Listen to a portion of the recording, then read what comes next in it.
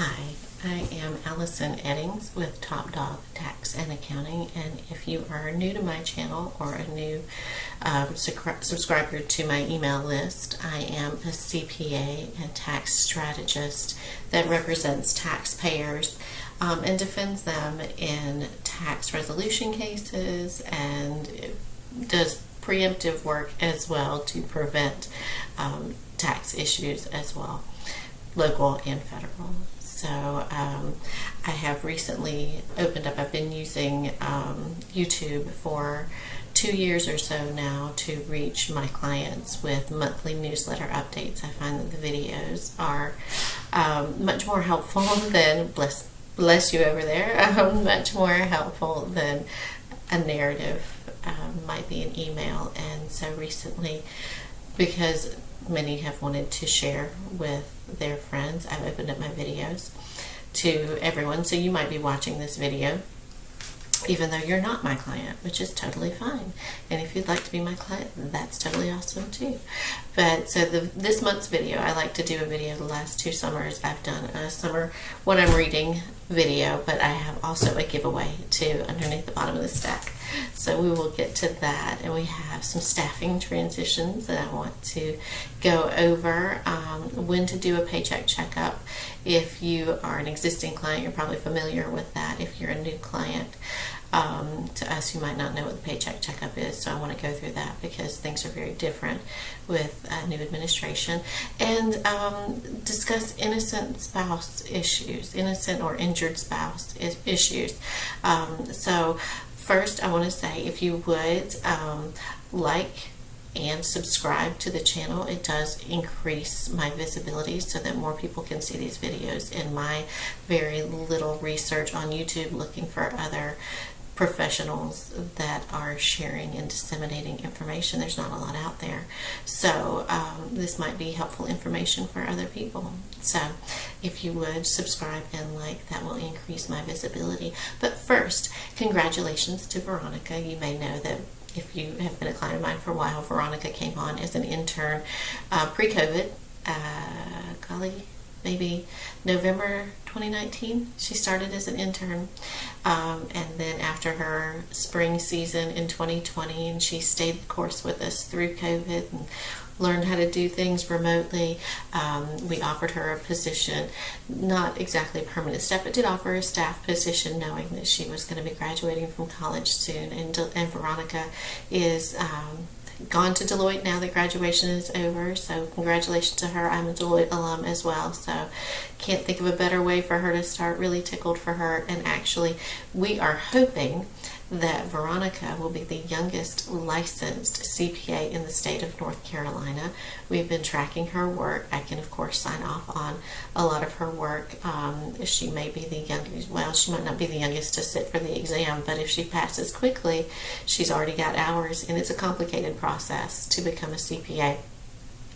With a number of hours that you have to work under a licensed CPA and certified, and 150 hours in college, and you have to pass a really difficult exam, and which a lot of people will tell you is more challenging. Well, I won't even go there. So I won't even go there. It's a very challenging exam, which is being changed currently even. So blessings and wonderful news for her, and that's really exciting. But we are looking to hire as well, so we will have to replace her with a full-time tax accountant as we grow. And we are actually anticipating hiring at least probably one full-time accountant, tax accountant per year for the upcoming for the foreseeable future. So that's exciting. So let's just go right into the my summer reading. I do a lot of Audible books, and so I don't have a picture of that one here, but oh, it's probably going to play it if I try and click on it. I won't click on it. Good to Great. Jim Collins, Good to Great. I mean, it's a classic. If you are self-employed, even if you're not, honestly, I think it's a fantastic book. I recommend it to my son. He's not self-employed, but he likes to invest and research companies. He's, an old school investor. He researches and invests in companies with great growth potential, and so I shared Good to Great with him. Hopefully he enjoyed that. Speaking of my son, Doing Life with Your Adult Children. That is on my summer reading list. I've been working on this one for a little while. Hope to be done with it soon. It came highly recommended, Doing Life with Your Adult Children from Jim Burns. I promise I'll get to the tax and accounting stuff soon. But this kind of speaks into my giveaway too, because if you're not learning and growing, I don't know, what are you turning into, a mushroom? So I think we should all be learning and growing. 7 Habits. I should probably do this as my giveaway because I have a number of copies of 7 Habits. I collect 7 Habits. I try and read it every summer just to review, and it's like a little, it's a great refresher always. Traction, Gino Wickman. Wickman. Traction, getting a grip on your business. I've been trying to get through this one for quite a long time. Again, if you're self-employed and you're in business, which a lot of my clients do, Traction is an excellent book. This is the E-Myth Accountant, which wouldn't really apply for you, but I'm enjoying it. But there is a whole E-Myth series. It's the Entrepreneur Myth. It is about all the failings that small businesses go through in the beginning and how to avoid them. So if you are thinking of starting a small business, if you've already started a small business, you don't have to get the accountant version. Just get the E-Myth without the subset of the accounting version. And this is not a business book, but it was excellent, and I loved it. More than happy, and this is going to be one of my giveaways. Probably shouldn't have brought this one up yet because I have one more book that's not in my giveaway, but this is one of the giveaway books. More Than Happy, The Wisdom of Amish Parenting. I'm not Amish. You can tell I'm not Amish because I'm doing a YouTube video. But there's wisdom, simple parenting principles for a modern world. I really love this one. It was encouraging. It was an easy read. It was definitely a good read by the pool, I will say that. But that will be one of the giveaways, and I'll get to that in a minute, how we're doing a giveaway. But the last one that's not a giveaway was a recommendation from my daughter. This is a book by Merida Hart Fairnick. This is her first book. She has, 10 out right now? This was her first, and it's the first one I've read, Hyacinth, the Average Girl. And I've got to give a huge plug for this book because this is incredible. I haven't read, the last time I got to read fiction probably was The Hunger Games, which I really enjoyed, and I gobbled it up. I won't say that was the last fiction because I do read with my kids a lot, and so we read a lot of science fiction, Fahrenheit 451 and Invisible Man and books like that, and that's my kind of genre. Hyacinth is very much like that, so I know this author personally, so that's why I'm taking a little longer to make sure that I plug this one for you guys. Because, have you ever been surprised to see a new facet of somebody? I was really surprised that somebody I know personally can write this well. I'm shocked. I love it. And it's a trilogy, so I'm really excited to start. Probably going to start Hyacinth 2 tonight, hopefully if I get a chance after work. But my giveaways that I am going to give away, like I said, as we are promoting the YouTube page, which if you watch my other videos, you know I'm not super fond of, but it works for people and it's helpful, and I do have the heart of a teacher, and the more people I can reach, the better. So if you like these videos and you think other people would benefit from these videos, every like, every share, and every subscription is one entry. So, and if you share it on your Facebook or your Instagram or whatever, I don't even know that you can share a YouTube video on Instagram. See, that just tells you how old I am. But you have to tag Top Dog Tax and Accounting because I don't know I'd see it otherwise. But if you like and subscribe, those are each an entry. And when did I put the date? I wrote the date down somewhere. On June, not May, June 11th. You have to have subscribed or liked by then. I will randomly select, let's see, 1, 2, 3, 4 people. One, to get More Than Happy, The Wisdom of Amish Parenting. And yes, I bought it from the library because, if you don't know that already about me, I'm frugal. So it's a giveaway. It's worth it, but it can be affordable too. I also have Financial Peace Revisited. I don't know if you know this about me. If you're just finding me on YouTube, you might not know that I'm a Ramsey endorsed local provider of tax services. So I should probably put some pictures. Yes, that would be fun. Pictures of it. Although I feel bad because it makes Dave next to my husband looks kind of small, and I feel bad for him. But I'll share some pictures sometime too of when we got to meet Dave last summer. So I have a copy of Financial Peace Revisited. I have the Total Money Makeover and the workbook that goes with it. So if you've never done Financial Peace, this might be the thing for you. One of the things, I represent clients from all walks of life, but I will say that there's a difference when married couples come to me that have gone through Financial Peace. They have a marital peace over their finances. And if that's all I can bless you with, to be on the same page about money matters, I would be just overjoyed. Because we all know that money issues tear apart marriages. And if you and your spouse can be on the same page, because you've got a budget, because you've made decisions and agreements, because you're not fighting about things, it looks totally different. I can't even tell you how totally different the interviews, tax interviews, look when couples come in who agree. And part of the agreement is going through and making decisions and working on these things, like it says in the workbook about, here we have a breakdown of savings, what our savings is for. If we agree that the savings is for a car, then that's great. If we don't agree, we have a conversation, but we don't fight about it because somebody used the savings to pay the optometrist because you needed new glasses. Who's going to make that decision? Y'all need to make that decision together. It makes a difference. And then I have a copy of a Financial Peace University FPU workbook.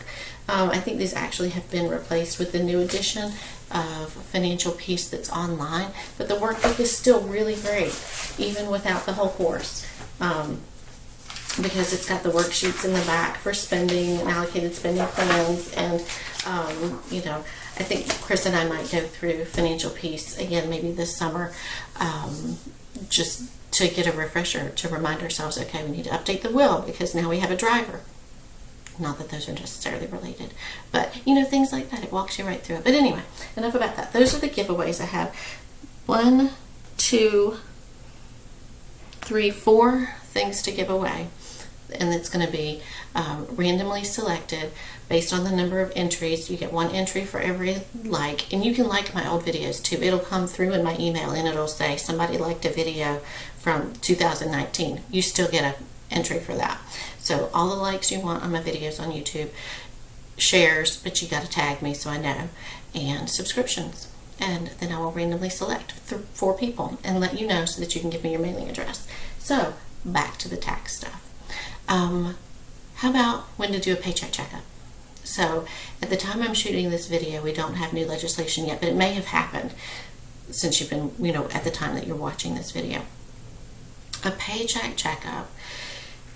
Honestly, that's a term that I think Chris came up with a couple of years ago. It's when we take a look at your tax situation during the year. We project out what your earnings will be for the rest of the year. We project out based on your current situation what your withholdings will be and see if it's enough. And then we make adjustments. Now for self-employed people, we kind of do that quarterly, like in the last quarter of the year anyway, just as a true up, because I've given you quarterly estimates. So we do that true up. But if you have not, or if you're not self-employed, see, I'm getting self-conscious because I hear somebody at the door right there. Sorry about that. So if you are not self-employed and you just are wondering, like, are my investments going to cause a tax issue, or particular for this year, is the new legislation going to change things? Now, the example I've been giving clients is that we have been driving 55 miles an hour. And like I said, at the time of filming of this video, Biden hasn't proposed any tax legislation that really is going to stick yet. I mean, nothing's passed yet. He's made propositions, but nothing's passed. And we don't make decisions based on projections. We make decisions based on what's passed, because things change constantly. So we're driving 55 miles an hour, right? And we know that because there's a Democrat-controlled House and Congress and there's a Democrat in office, they're probably going to get what they want, because they're all going to agree on stuff, right? So we know that the speed limit's going to change, but we don't know what the speed limit's going to be. So a reasonable assumption would be that the speed limit is going to go down. We're driving 55 right now, but we're going to get a retroactive speeding ticket back to January for 45. Because you were having your withholdings in January and February and March based on this assumption of a 55 mile an hour speed limit. And then the rules changed halfway through the year. So we might need to take a look at that. You don't have to. You're welcome to. It is included with the price of your income tax return when you do your services with me. Yeah, the best time to do this is after a major event, a bonus, anything like that. But certainly in a year when there's substantial tax legislation after that.